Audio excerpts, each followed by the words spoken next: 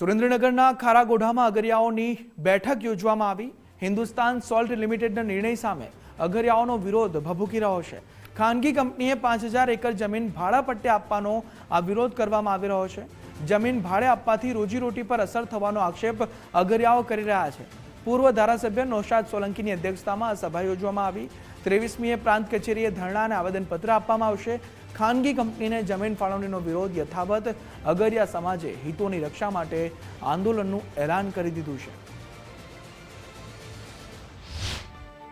અને ખાસ કરીને જે પ્રકારે આજે સરકાર દ્વારા આ સમગ્ર રણનો સોદો કરી અને અગરિયાઓના પેટ ઉપર લાત મારવાનું જે કામ કરવામાં આવી રહ્યું છે, ત્યારે અગર બચાવો અગરિયા બચાવોના નારા સાથે આજે એકતા સભાનું આયોજન થયું હતું।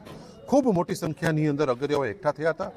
જે પ્રકારે 5000 એકર જમીન અને હિન્દુસ્તાન સોલ્ટનો પ્લાન્ટ એ ખાનગી કંપનીને માત્ર કોડીના ભાવે એ જે 5 વર્ષ માટે આ અગરિયાઓને લૂંટવા માટે, 5 વર્ષ માટે આ સમગ્ર રણને લૂંટવા માટે જે પીળો પરવાનો આપ્યો છે, એનો વિરોધ કરવા માટે અને સંપૂર્ણ રીતે આ કંપનીને અહીંથી ભગાડવા માટે અમે આગામી 23મી તારીખે 23મી જૂન અને મંગળવારે વિશાળ સંખ્યાની અંદર અમે પ્રાંત કચેરીએ જઈ ત્યાં ધરણા પ્રદર્શન કરીને અમે પ્રાંતશ્રીને આવેદનપત્ર આપીશું।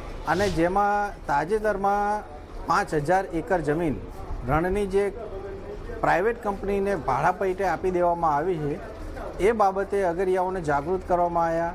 અને સાથે સાથે અગરિયાઓને કહેવા પ્રમાણે કે હિન્દુસ્તાન સોલ્ટ કંપની દ્વારા આ કંપની જે ભાડા પેટે આપવામાં આવી છે એ બાબતના કોઈ ડોક્યુમેન્ટ એમને બતાવવામાં આવ્યા નથી કે અગાઉથી કોઈ જાણ કરવામાં પણ આવી નથી।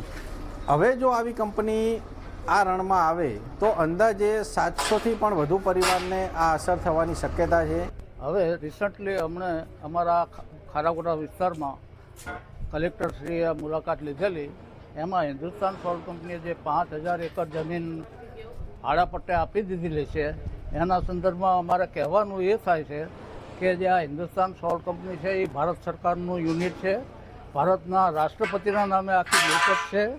અને કલેક્ટરશ્રીએ આવી અને એવી અમને હૈયા ધારણા આપી છે કે આ પ્રશ્ન હલ થઈ જશે, પણ અમે એવું માનીએ છીએ કે આ પ્રશ્ન કોઈ પણ રીતે હલ થાય નહીં, કારણ કે ભારત સરકારની જમીન છે એ જમીનના એક્વાયર કરવાના સ્ટેટ ગવર્મેન્ટને કોઈ રાઇટ નથી।